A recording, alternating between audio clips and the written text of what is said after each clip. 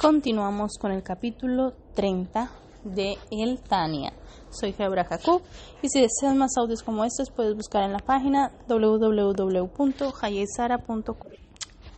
Cuando nosotros estamos hablando de aléjate del mal, todo hombre pensante puede descubrir dentro de sí mismo que no se aparta completa y totalmente del mal, ¿verdad? Hay situaciones en la vida en que requieren no solamente la decisión de alejarme de eso, porque eso de todas maneras sigue en la mente de la persona o sigue ocurriéndole por los lados, dándole la oportunidad a uno a que vuelva a pasar por las mismas situaciones una y otra vez. Estas situaciones requieren de lucha, requieren de que una persona aumente la magnitud de su dedicación al servicio de Hashem para poder que venza esta situación. Por ejemplo, cuando una persona le está hablando de otra a uno, supongamos que me llama Pepito y me dice, ve, ¿vos te acordás de aquel señor que conociste aquella vez cuando viniste? Si vieras lo que le pasó. Imagínate que fulanita y que le pasó y que chucuchuco y que chacachaca y que chacachaca. Y uno, no me digas, y entonces, cuando esa persona está experimentando ese placer, el placer de saber lo que le pasó al otro, de que cualquier cosa que había pensado, claro, yo sí decía, es que yo sí tenía razón, yo te lo dije. Ese placer requiere de que la persona desarrolle una fuerza más grande que la fuerza que tuvo anteriormente para no dirigirse a esa persona a hablar sobre temas que no correspondían a la Avodat Hashem. Tenemos que tener claro que siempre todo lo que nosotros vayamos a hacer es solamente para el servicio divino. No importa si vas a trabajar, tú estás trabajando porque tú lo vas a usar con servicios, para cumplir la voluntad de Hashem. Yo trabajo y con mi pago yo celebro Shabbat, yo doy sedaka, yo compro comida kasher, yo me compro ropa linda, sanúa, ¿ves? Entonces mi trabajo no es algo vano, es algo que yo uso para el servicio a Hashem, para poder cumplir con mitzvot, para poder desarrollar mi ser en este mundo, porque de hecho sin dinero no podemos desarrollar nuestra capacidad espiritual en este mundo, porque la capacidad espiritual en este mundo solamente se puede lograr con la materia. Y esa obligación de parar con esa conversación es importante que la tengan. No importa si lo que te están diciendo es verdad, porque al final y al cabo eso ni siquiera tiene que ver contigo. No importa si lo que te dicen es algo que ya tú sabes que de verdad sucedió. Ve, yo sabía que eso iba a pasar. Estas palabras son solamente la confirmación de que estás en medio de un chisme y que necesitas mucha fuerza para decir, mira, mejor hablemos de otro tema porque es que nos evitamos caer en pecado. Y no vamos a pensar que solamente tiene que ver esto con la Shonara, también hay muchos temas diferentes, hay muchas misbot diferentes que nos obligan a salir de nuestro camino y a perder la santificación. Y nosotros tenemos que tener la fuerza para enfocarnos y lograr santificarnos en los asuntos que son permitidos, absteniéndose de la indulgencia. Esto es un mandamiento que nos da la Torá.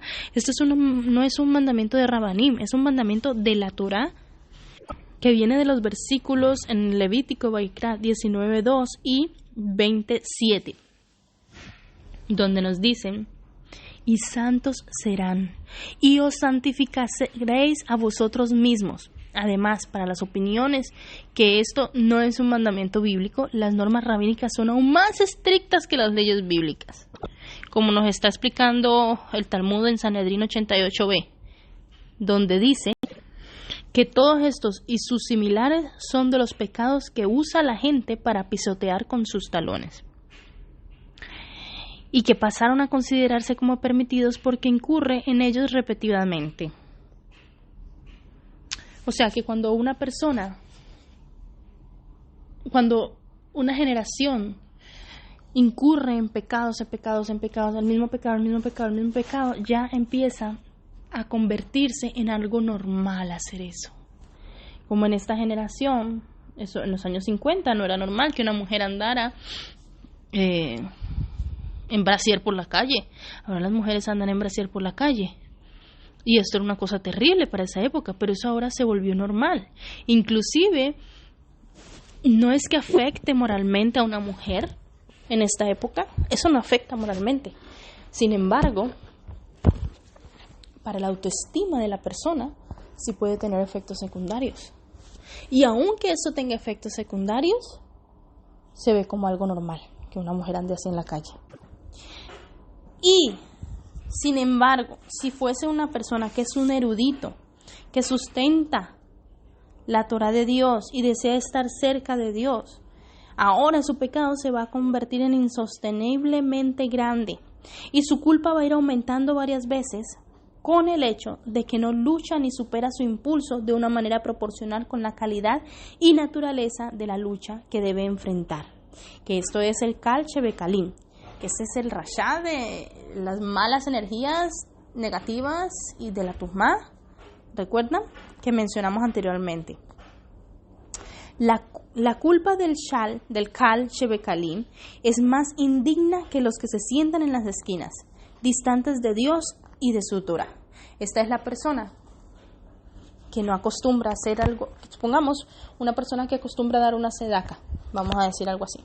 Una persona que acostumbra a dar una sedaca y siempre tiene tentaciones, siempre le llega a su mente cosas así, y luego dice, no, todo esto son tentaciones, yo ya las superé.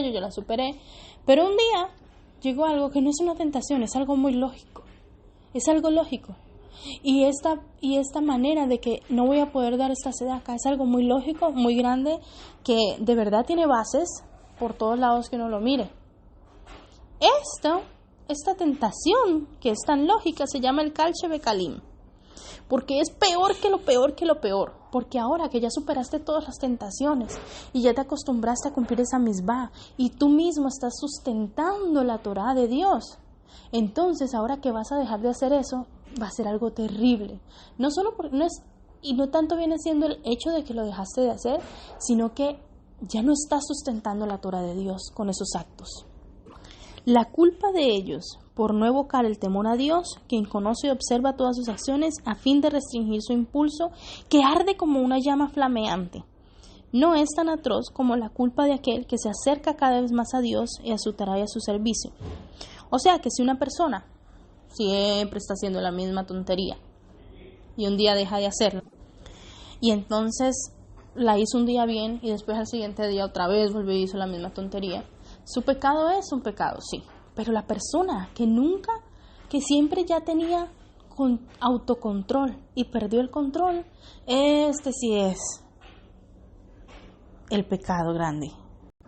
Y a este nuestros sabios le han dicho el apóstata, el ajer. Porque él conoció mi gloria, dijo Dios. Por eso han dicho nuestros sabios sobre los iletrados que los pecados premeditados les son considerados como los actos inadvertidos. Una persona de estas que tiene ese nivel espiritual o que tiene mucho nivel, miren, no vamos a hablar de que tiene que ser un sadik, tiene que ser la gran persona, el que nunca peca en nada, no. Cada persona puede llegar a tener un nivel espiritual muy grande con solo una mitzvah. Y solamente en esa mitzvah él sustenta la Torá de Hashem. Y solamente con esa mitzvah él podía traer la redención del mundo. Y esa persona es tan fuerte en esa mitzvah que esa mitzvah es la que sostiene a sí mismo y sostiene todo su hogar. Y cuando esta persona comete el error de que corta con esta mitzvah de una u otra manera, es como si fuera el gran sadik que se alejó de Hashem. Hazbe Shalom. Y cuando la persona esta dice, no, es que yo creo que yo mejor no voy a hacer de esta mitzvah, que yo no sé qué, que mira, que si lo hago, mira todo lo que me está pasando, y que taca, y él explica contundentemente el por qué no debería hacer esa mitzvah, y luego sí de todas maneras la hace. Este deseo por romper la mitzvah, aunque no fuera algo que él había decidido, sino que era solamente una conmoción, este deseo le cuenta como un pecado. aunque hubiera sido una confusión, aunque hubiera sido lo que sea, porque esa persona ya tenía un nivel tan grande en su mitzvah, que esa persona no tenía por qué haber dudado de ese momento y pensar, no, es que como yo estoy haciendo esto, entonces no estoy teniendo tiempo para hacer lo otro. Entonces, y lo otro también me necesitan para lo otro. Entonces quizás baja un poquito aquí y no. La persona cuando está haciendo una mitzvah tiene que confiar en Hashem y tiene que creer que de verdad, de alguna u otra manera, ese otro poquito que no puede dar en ese otro lugar, Hashem lo va a sustentar él mismo y él mismo se va a ocupar de que todo salga bien. La persona tiene que fortalecerse a sí mismo en emuná para darle continuidad a una mitzvah, aunque sea una mitzvah que podría salvarte a ti y a toda tu familia. Hay una historia de un señor que estaba en el Holocausto. Él había sido hijo de rabinos super guau. Estos rabinos habían sido Sadikim, Gedolim. Y este pobre hombre, cuando comenzó la Shoah, el Holocausto, empezó a alejarse de sus creencias y de todas sus cosas, porque decía, esto me está llevando a la muerte. Finalmente lo encerraron en una de estos lugares. Y entonces este señor decía, lo único con lo que yo me voy a quedar es con la mitzvah del Birkat Hamazon. Eso es lo único, yo ya no voy a... Todo lo demás se va para la basura. Este señor encuentra la manera un día de escaparse de donde él estaba.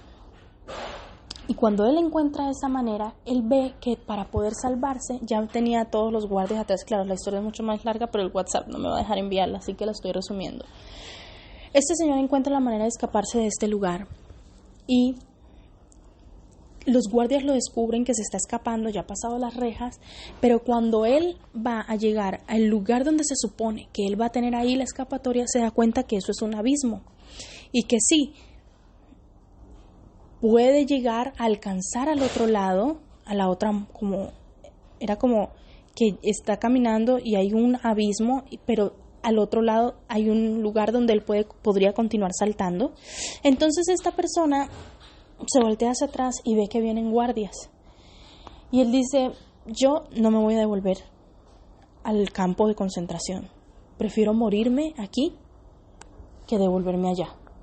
Entonces este señor viene y dice, Hashem bendito, por los méritos de todos mis antepasados que han sido verdaderos sadikim, no te pido por mis méritos porque yo no tengo nada, pero por los méritos de ellos, ten misericordia de mí y ayúdame a saltar tan alto y llegar tan lejos que alcance a la otra punta, al otro lado de este gran salto que yo dé. El Señor retrocede un poco y sale corriendo a toda velocidad. Y cuando mete ese brinco, grita Shema Israel con todas sus fuerzas y toda su emuná de que Hashem de verdad existe, aunque él se haya alejado, y de que de verdad todas esas mitzvot de sus antepasados que hicieron, eso lo puede llegar a salvar y que Hashem va a tener misericordia de él solamente por lo que hicieron sus antepasados. Y él está gritando esto con toda su fuerza y tiene los ojos cerrados con todo su kavaná, y cuando siente que toca el piso con sus piernas, y dice, bendito Dios que tuvo misericordia de mí solo por mis antepasados. Cuando de momento él escucha que otra persona dice, Shema Israel, con todas sus fuerzas. Y cuando viene saltando una persona X, que también salió del campo de concentración, y cae justo al lado de él. Y le dice, pero estás loco, ¿cómo se te ocurre saltar por ahí? Te hubieras podido matar. Y dice, no, yo no me iba a matar, yo prefería caer en ese abismo que regresar al campo de concentración. Los guardias dispararon desde allá, pero no alcanzaron a pegarle ni nada de eso. Entonces, este señor que saltó primero le dice, ¿estás bien? ¿No te ha pasado nada? Dice, no, estás bien, pero yo quiero saber, ahora que podemos hablar, ¿cómo hiciste para saltar tú por esa brecha tan alta y no caerte en ese? Es milagroso, es sobrenatural. Dice, muy fácil. Yo le pedí a Hashem que por mis antepasados, que Hashem tuviera misericordia de mí, porque todos mi padre, mis abuelos, mis tatarabuelos, mis madre, mi abuela, mis tatarabuelas, todas han sido sadikim y sadikot. Y yo le pedí a Hashem que tuviera misericordia de eso y que si él me concedía seguir con vida, yo iba a hacer teshuvá e iba a volver a regresar al camino de mis antepasados. Pero la pregunta aquí no es esa, porque yo estaba seguro de que yo lo iba a conseguir. La pregunta aquí es, ¿qué tú hiciste para no caerte en ese abismo? ¿Cómo tú hiciste para saltar y que Hashem te concediera? Entonces él le dijo, yo vi que tú gritaste Shema Israel y yo vi que Hashem te salvó y yo dije, este tipo es un sádic, yo voy detrás de él, Hashem bendito, que por los méritos de este sádic que saltó, yo pueda alcanzar el otro lado de esa montaña y que no me muera en este instante. Y grité lo mismo que tú hiciste, Shema Israel, con todas mis fuerzas y con toda la cabana, y cuando vi ya estaba al lado tuyo. Y entonces él se quedó mirando y le dijo, yo no soy un Sadik, yo soy un Rasha. Y de hecho, la única mitzvah que yo he cumplido desde que comenzó toda esta guerra ha sido el Birkat Hamazon. Pero esa única mitzvah lo llevó tan alto, tan alto, tan alto, que ese mérito del Birkat Hamazon hizo que esta otra persona, que no tenía nada que ver con eso, fuese salvada. Y que hubiera un milagro sobrenatural que alcanzara el punto de que se salvaran juntos. Estas personas crecieron, se fueron juntos para Estados Unidos, hicieron sus familias y siempre cuentan la historia y no se habían conocido sino hasta ese momento. Pero con esto les quiero explicar que si aunque sea una mitzvah, ustedes se esforzaron por cumplirlas con toda la cabana y con toda la fuerza, Hashem podría hacer que este mundo fuese un mejor lugar, solo por esa luz que emana esa mitzvah. Y el hogar de ustedes tendría tanta luz y tanta paz que no habría nada que se interpusiera entre ustedes y Hashem. Y esa mitzvah los llevaría a otra mitzvah y a otra mitzvah y a otra mitzvah. Y lograríamos traer a nuestro Mashiach y a nuestro Salvador y Redentor. Y saldríamos de toda esta pandemia y de toda esta locura que estamos viviendo.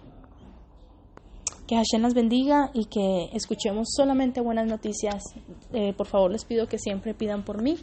Mi salmo es el 38 y que Hashem les bendiga.